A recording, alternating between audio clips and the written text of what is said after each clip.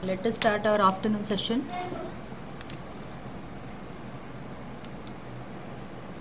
So we will start with the genetic code.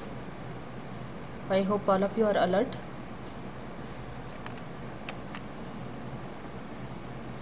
Look at the scientist. Can you identify him? He's a great scientist, Marshall Nirenberg genetic code. He was the first person to discover this genetic code, for which he was awarded a Nobel Prize in the year 1968. So what is this genetic code? Simply it means it is a dictionary of codons. In a simple way we can say that it contains codons. It is a dictionary of codons which are 64 in number. It denotes the nucleotide sequence and the specific mRNA which is going to be complementary to the sequence of the nucleotides in the gene which is coding for a particular polypeptide. Polypeptide means a protein made up of amino acids. So that each triplet codon one codon will code for one. Now there is something called cistron which is a coding unit of mRNA. It has got information for the polypeptide chain to be synthesized. It requires insulin synthesis. Suppose the body requires insulin synthesis because we have taken enough carbohydrates in the afternoon as a part of our lunch. Now these carbohydrates has to be utilized. Who is going to do that job?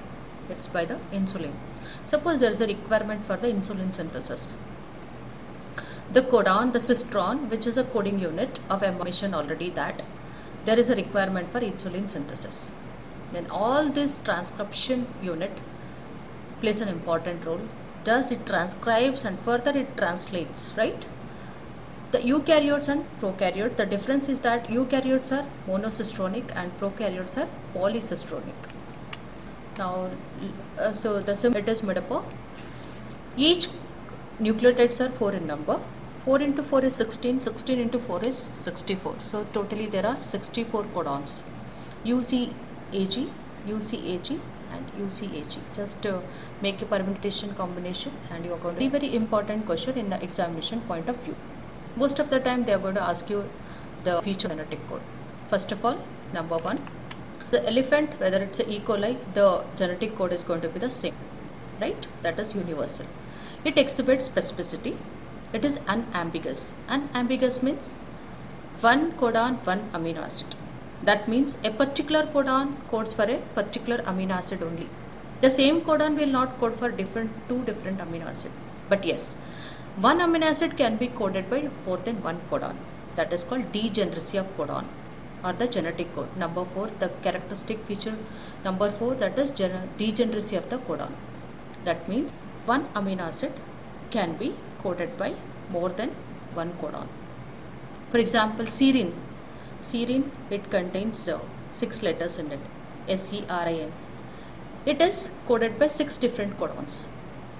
For example, glycine, it is coded by 4 different codons. So this hypothesis. What is this Abel's hypothesis? So the first point I said you, it is universal. Number 2, specific. Now degeneracy of the codon, which is based on Abel hypothesis. What is this Abel hypothesis? This is a mRNA. You can identify this mRNA 5' to 3' end. This is tRNA. It is an anticodon of the tRNA and this is a codon of the mRNA. In the codon region we have cytosine, uracil and cytosine. And in the anticodon we have a guanine, adenine and guanine, which is a normal pairing because cytosine always pairs with the guanine. But what happens in Abel pairing? The same anticodon arm has got guanine, adenine and guanine. It is going to pair with the guanine with the cytosine, adenine with the uracil. The first 2 base pairs are having complementary base pairs. The codon will base pair on the anticodon of the tRNA. But look at the third base pair. What has happened is oblique. Uracil is that the guanine is paired with the uracil, which is not a traditional way of pairing. It is a non-traditional pairing. This particular phenomenon results in oblique hypothesis.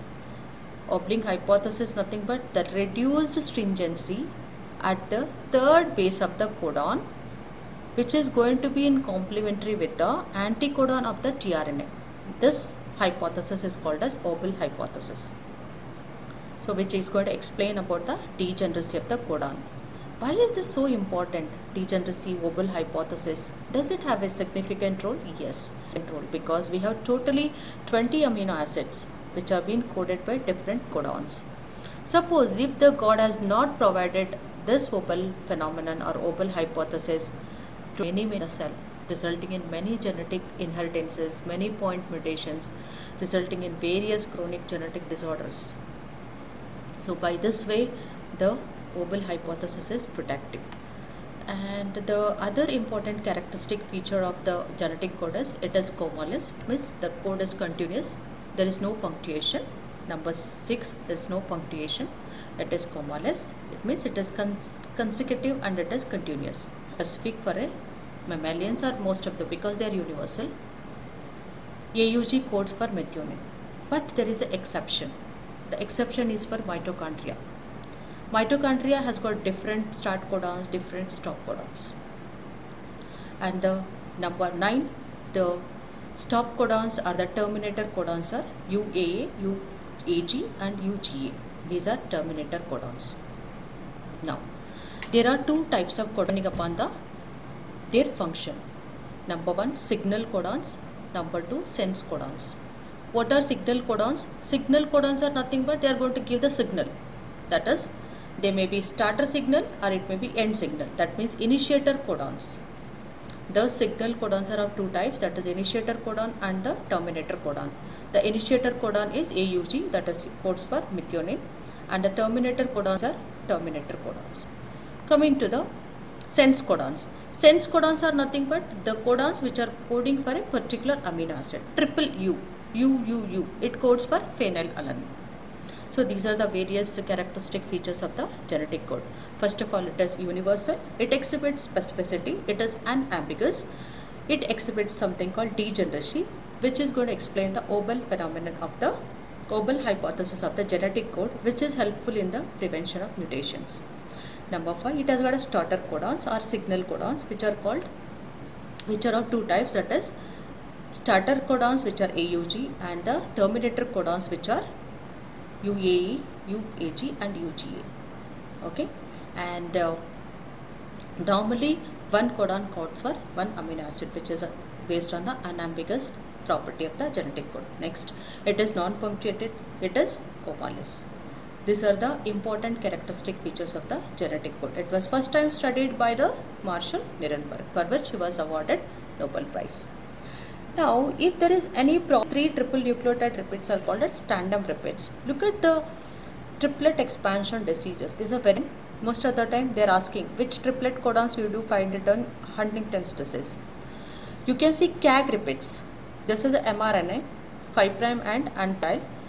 At the codon regions which are called exons, you have an expansion of CAG repeats. Their continuous repetition, you can see around 11 to 34 CAG repeats are there. CAG repeats. This CAG tandem repeats results in this CAG, it usually codes for glutamine, an amino acid called glutamine. 11 to 34 in number. It may vary. Some person may have 30, some persons may have 15. So normally the range is between 11 to 34. This mRNA gets translated into Huntington's protein. The name itself is Huntington protein with abnormal glutamine repeats, thus resulting in aggregation of these proteins and leading to the very several clinical features in this kind of patients. Similarly, you have another 2 diseases called Fragile X syndrome and myotonic dystrophy. In these 2 syndromes also, but in the non-coding regions, in the intron region of the mRNA, there are repeats. CGG repeats are seen in Fragile X syndrome and CUG repeats are seen in myotonic dystrophy. So this is the clinical importance of the genetic code. The first clinical importance of the genetic code, prevention of mutative degeneracy or Abel hypothesis.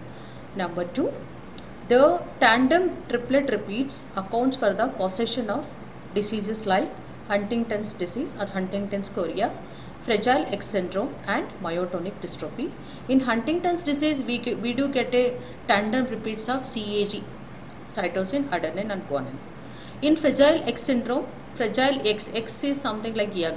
So EGG, Instead of EGG, remember CGG, cytosine gone in gone. CGG repeats are seen in Fragile X syndrome, and myotonic dystrophy, you get CUG repeats. So this is very important question. Next, point number 3. Any mutation in a particular nucleotide sequence any change in the particular base pair can result in the permanent damage resulting in mutation. Already we have seen with the sickle cell disease. Please go back and read what is mutation, what are the types of mutation, and what is their significance. Okay. Next, now let us move on to the topic translation. Now you must be very well aware of the word called translation. Translators who are going to translate the languages from one language to the another language.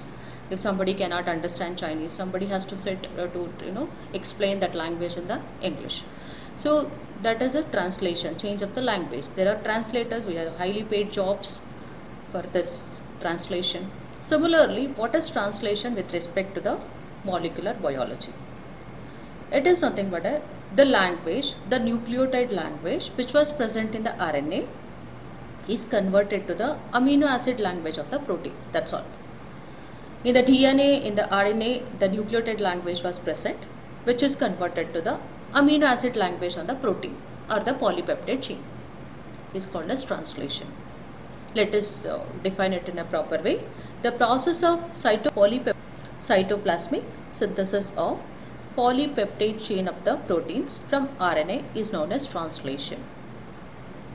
The nucleotide language of RNA is translated to the amino acid language of the protein. We have seen for the replication and transcription. Similarly, we have a requirement. If protein synthesis, if you want to carry out, the proteins are made up of amino acids. We do need amino acids. We need something called tRNA, transfer RNA. We need amino acyl tRNA synthetase, and we do need mRNA. We do need functionally competent ribosomes. Very important. The functionally competent ribosomes. And energy in the form of ATP, GTP, and certain protein factors which are involved in transcription and which are involved in the translation, that is initiation phase and the elongation phase. So this is the eukaryotic ribosome. So today we are going to discuss about eukaryotic translation only. Eukaryotic ribosome, the assemblies of 80S, it is going to dissociate into 60S and 40S for the translation to happen. The 60S has got a subcomponents like 5S to 28S and 5.8S, and 40S into 18S and 35 different proteins.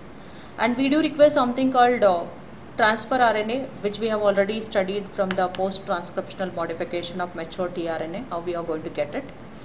And we need some protein factors. We need mRNA, we need tRNA, we need ribosomes which are functionally competent, and we need some tRNA synthetase enzyme, amino acid enzyme, that we are going to study in the next slide. So there are some factors. Small e stands for eukaryotic, I stands for initiation, F stands for factor. There are initiation factors 1 to 5. Initiation factor 1 helps in mRNA binding to 40S. Initiation factor 2 helps in methionine tRNA binding to the 48S. Initiation factor 3 helps in prevention of reassociation of ribosomal subunit. The same job is done by which proteins in replication once the parental strands will separate, and the single strand binding proteins are going to come and bind to them, and they prevent the reassociation. Similarly here, the intrinsic factor 3 is going to prevent the reassociation of the ribosomal subunits. And initiation factor 4A, 4B, 4G and 4F, they are going to help in mRNA binding. And 4E has got a recognition of, I told you why the capping is important in mRNA in the morning class. Capping is important because the cell can sense that the transcription has completed. Now it's a time for translation to happen by the presence of cap on the mRNA. Factor 5 helps in the association, 3 will help in the dissociation, and 5 is going to help in the association. And elongation factor 1, elongation factor 2, 1 helps in binding up amino acid tRNA, and 2 helps in the translocation. And releasing factor, as the name indicates, it is going to release the protein or the polypeptide chain. Please do recollect this table again. Please look at the table again. There are 5 initiation factors which are playing an important role in the initiation step of the translation. Basically, IF1 helps in the binding of mRNA to 48S, helps in methionine tRNA binding to the 40S, methylated tRNA, and IF3 helps in preventing the reassociation of the ribosomal subunit, because 80S ribosomal unit, which is split into 60S and 40S for the translation to happen. All the 4 are involved in that is the initiation factor 4, they are all involved in mRNA binding. 4E has got a different function, that is recognition of mRNA cap. Then IF5, it has got binding of amino acid tRNA and elongation factor to translocation. And the releasing factor releases the polypeptide. Now,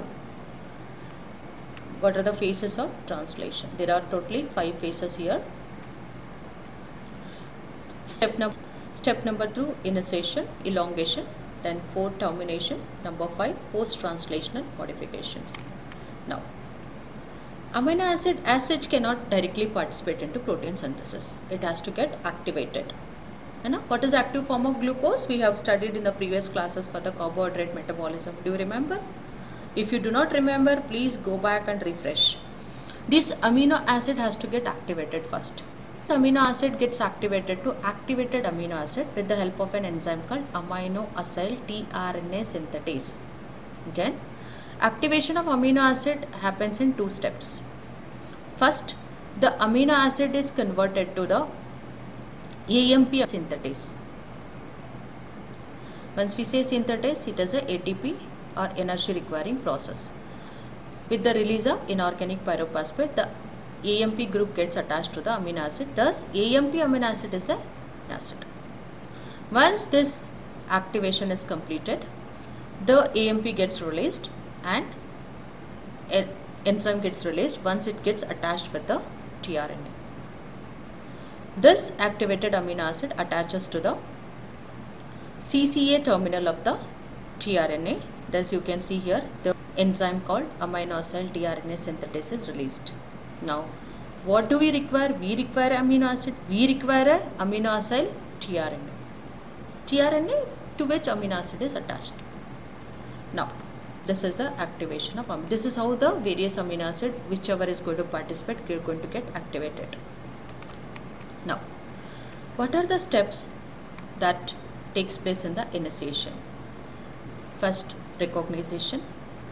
So, what does it mean? Recognition means there should be some sequence present on the mRNA which is going to present the start signal for the translation to happen. We have mRNA, we have tRNA, we have initiation factors, we have elongation factors, we have all the requirements with us. Now it is a time to start the translation. We require ribosomes which are functionally competent. This recognition is with the help of Kozak sequence. It is a sort of sequence which is present in the mRNA molecule, adjacent to which is the initiator codon which codes for AUG. Getting my point? That is a recognition complex. That is, the next step is formation of pre-initiation complex. All the binding of these factors will take place, the methionine attached tRNA, GTP, initiation factors, all of them are going to come and bind to the 40S ribosome. First, the ribosome is dissociated 80S into 40S and 60S. Now the 40S is into the picture. We have tRNA, we have amino acids, we have amino acyl tRNA which is methionine attached, and we have energy in the form of GTP, ATP, and we have something called initiation factors. All of them will come and bind to the 40S ribosomes to form pre-initiation complex. Now, the binding of mRNA to the pre-initiation complex results in the formation of 43S. The third step, there is a binding of mRNA to the pre-editing and the P3S initiation complex. Then they both will combine to form 43S and 60S will combine to form 80S. You can look at in the picture here, you will understand. Now, I already said you, the pre-initiation complex 43S. It is having, this is a I showed you in the first diagram. This is amino acid tRNA, amino acid attached to it. Okay. Now look at the diagram here. This is a tRNA having methionine attached with it, and this is a 40S dissociated subunit of the ribosome. There is a binding of methionine attached to tRNA. It requires energy, it requires SL2, and all of them will come and bind along with the initiation factor 3 and initiation factor 1. They form something called 43S pre-initiation complex. Right? The binding of mRNA makes a change here for the formation of 48S initiation complex. In the next step, along with the factor 4, I told you factor 4 helps in the mRNA binding, right? This factor 4, it utilizes a molecule of ATP again, and it helps in mRNA binding to the pre-initiation complex, thus resulting in 48S initiation complex. I hope you don't have any doubts till now. 43S, the initiation factors have come and bound, tRNA came and bound to the 40S subunit of the ribosome. It made 40S into 43S. Three things are binding here: GTP, that is initiation factors, and methionine attached tRNA. With the help of factor 4, mRNA gets attached with addition of 8, right? So this complex is called 48S initiation complex. Once mRNA is bound, I said you, there will be, the last step will be reassociation of 40S and 60S. Who is going to do this job? Initiation factor 5. It helps in energy in the form of GTP. Activation, it is activation step which is requiring energy, and also the initiation steps for the attachments, it also requires energy. Getting my point? Now the 60S ribosome subunit has got two sites, A site, P site. One more site is that it's not shown in the diagram, exit site, okay, E site. P site stands for peptidyl site and A site stands for amino acyl site. Amino acyl site. Two incoming amino acid will come into the A site. The incoming amino acid along with the present amino acid in the P site, they are going to get attached with each other to form peptide bond. This is a peptidyl site. This is reassociation of 60 and 40 to become 80S ribosome with the presence of tRNA, methylated tRNA, the methionine attached tRNA in the P site. This is a mRNA. The starter codon present on the mRNA is AUG. Remember this. This is a starting signal. Before that will be the Kozak sequence in mammals, in eukaryotes. This Kozak sequence will direct the translation, acting as a signal. Now, this is about the initiation step of the translation. It is coming to the elongation step. Binding of amino acid tRNA to the one more amino acid gets activated, which is carried by the transfer RNA, puts it into the amino acyl site. Already in P site we have an activated amino acid carried by the tRNA. One more activated amino acid is carried to the A site. Because there is already one tRNA in P site, it cannot go to the same site. It will go to the A site. It is a receiving site. A site is actually a receiving site for the new amino acid. Acid in the P site, they are going to form a peptide bond. Once the peptide bond formation takes place, there will be translocation from the A site to the P site. I'll explain you in the diagram later. Yeah, you can look at here. Already in the initiation step we have seen that methionine tRNA, the new incoming amino acid, look at the amino acid is a threonine here. The threonine, because the codon the amino acid threonine depends upon the codon that is present on the mRNA. ACC coding for threonine. Now the new amino acid which is carried by the tRNA is entering into the A site. That means attachment of the new amino acid to the A site, right? Now what happens? Now the elongation factors come into the picture. Elongation factor 1 also requires GDP, that is energy in the form of GTP. It undergoes hydrolysis for the formation of the peptide bond. It's an energy requiring process basically. Threonine and the methionine attach with each other. Carboxy terminal of the one amino acid is attached to the amino terminal of the second amino acid, resulting in peptide bond formation. There is a peptide bond formation over here attached. Now the P site having tRNA is empty. The amino in the with the amino acyl site amino acid. This is empty. It will be released. The old tRNA gets detached. Now, at this point, what will happen? With the help of elongation factor 2, this ribosome will move. It will roll over the mRNA. Once it does it, there is something called translocation. The peptide bond which was side gets shifted to the translocated to the P site. Getting my point? The ribosome itself will roll over on the mRNA, thus shifting the T site. Right? This job is done with the help of elongation factor 2. Now, again the A site becomes empty. Now it is again ready to receive the next amino acid. Attachment of new amino acid to the A site. This amino acid attachment peptide bond synthesis continuous. It continues till the, what should happen? What should be the termination signal? If we could use our common sense, we can definitely guess. If the mRNA, suppose CGG is here, if the next codon is stop codon, UAG or UGA, then what will happen? The A site becomes empty and there is termination of the peptide or polypeptide chain synthesis.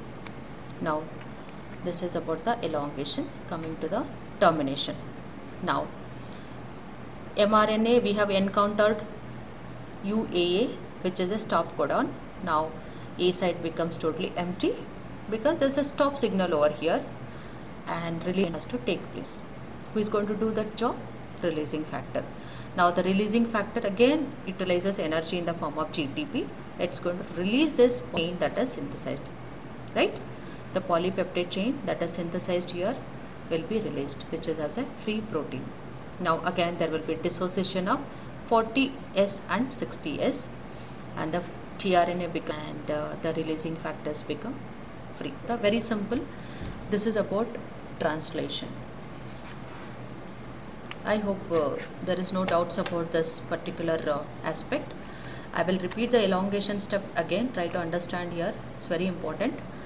In the initiation step, we already had at a P site methionine attached tRNA, right? The new incoming tRNA was carrying threonine. It came and attached with the A site. Now, there is a peptide bond formation between the carboxy terminal of the one amino acid with the amino terminal of the second amino acid. From the P site, the amino acid gets attached with the A site threonine. There is a peptide bond formation. You can see here, tRNA is removed. Now, there is something called translocation. Roll over the mRNA. Now, there is a translocation, shifting of this peptide bond formed amino acid tRNA into the P site. Now, utilization of energy with the help of EF2. There is peptide formation and shifting, and the new incoming amino acid is received into the amino acyl site.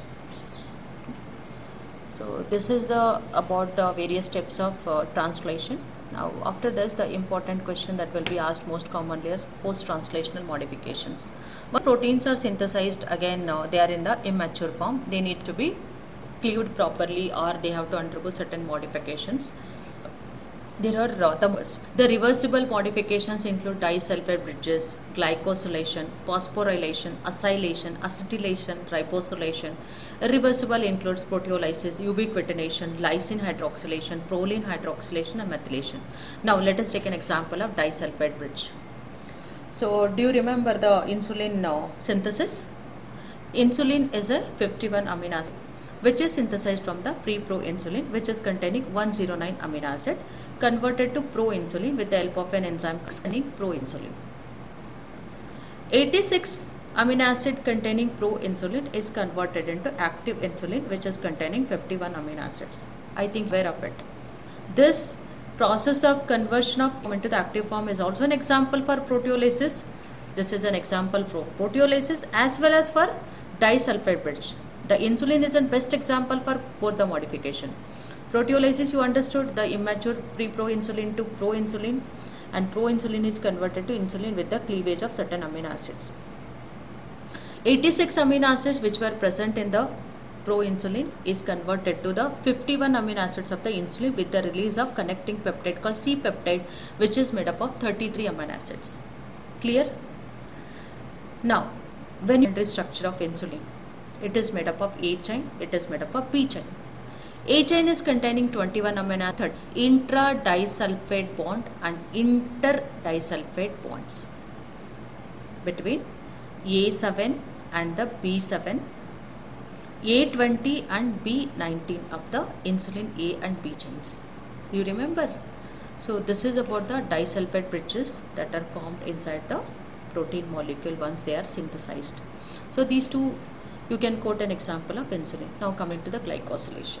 Once we say this word glycosylation, addition of carbohydrate residues to the protein, right? The best example is glycated hemoglobin, which we are going to measure in case of a patient suffering from type 2 diabetes and type 1 diabetes. It is the glycosylated or glycated hemoglobin, it is going to indicate the mean past 3 months sugar control in the body.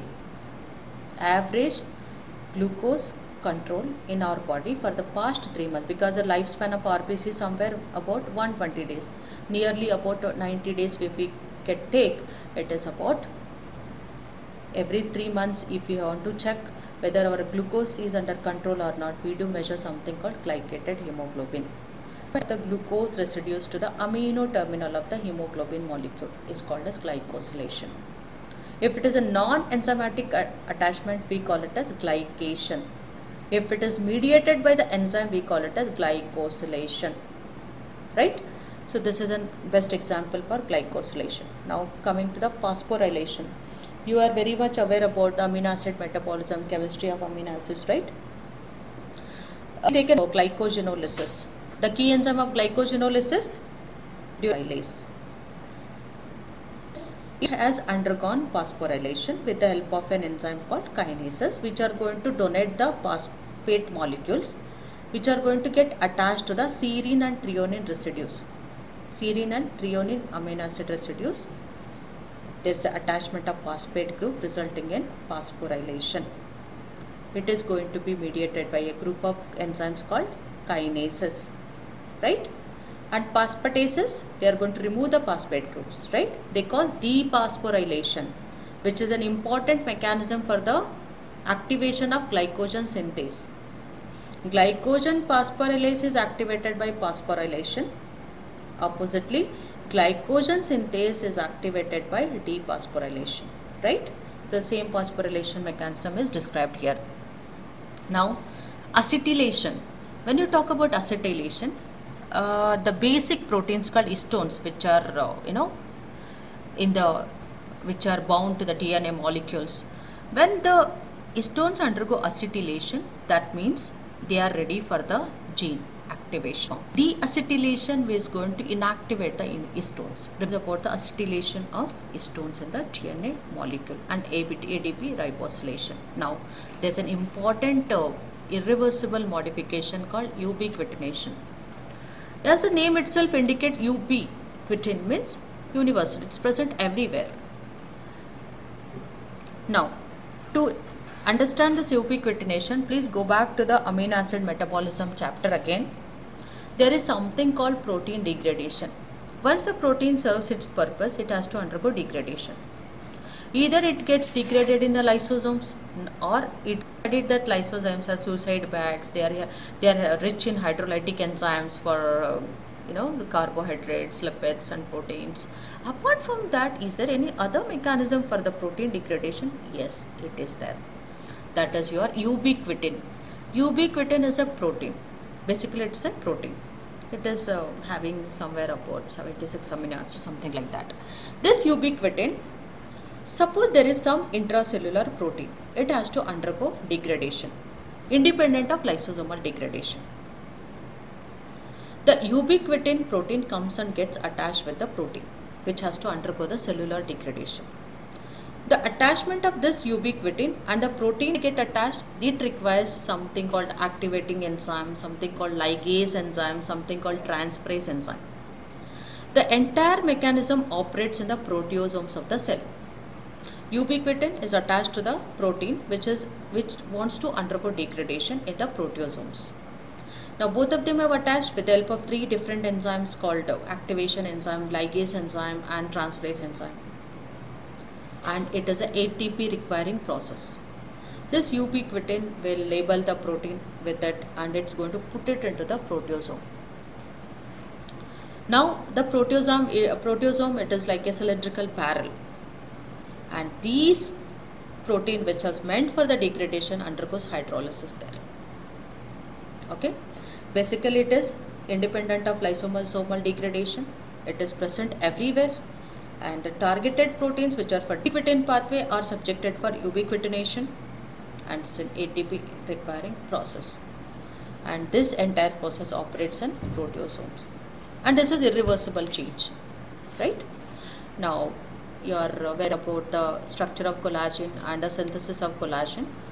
So the collagen molecule, for its synthesis, it requires lysine and proline hydroxylation. You would have studied even the metabolism of amino acids like lysine and proline. Okay, for the collagen formation, the lysine undergoes hydroxylation along with the proline with the help of an enzyme called hydroxylases, right, helping in the collagen formation. Next is methylation. Some of the proteins or the amino acids undergo, you have already studied about the transmethylation. For example, synthesis of creatinine from gonidinoacetic acid is converted to creatine first with the help of methyl transferase enzyme donating its amino group and becoming creatine. Further, creatine undergoes conversion into the creatinine, which is the creatinine. It is an unhydrated form of the creatine. So these are some of the post-translational modification that you come across once the proteins are synthesized. So we have finished replication, transcription, translation, post-translational modifications, and inhibitors of this protein synthesis. Please do read by yourself, and there are some topics which you need. There's something called gene switching. Please do read about gene switching. Like the best example for gene switching is hemoglobin molecule. In the embryonic hemoglobin, what were the chains that it was containing? Alpha and Gover chains, they are called as. So please go back and how the adult hemoglobin, why there is a switching of the gene, right, from the one type of polypeptide chain to the another type of polypeptide chain. Please do read about gene switching. And what is antisense therapy, especially in the what is its role in the treatment of cancers and a patient suffering from HIV/AIDS. So this antisense therapy plays a very vital role in the treatment of these. So a lot of research has been focused in this area as well. And the third important aspect, virus requires any living cell for its surviving in the present day situation. So they are acting as a jumping genes from one mammal to the another mammal. They are acting as a jumping genes. How they are acting as jumping genes? Please do read about it. And what are mutations? What are different types of mutations? And what are the clinical significance that is associated with various types of mutations? And read please about the telomeres, because telomeres have got a vital role in the process of aging, in the cancer generation, how this cancer is related to telomere lengthening and shortening, and how the drugs can be targeted to prevent the aging and cancers with the help of telomere approach.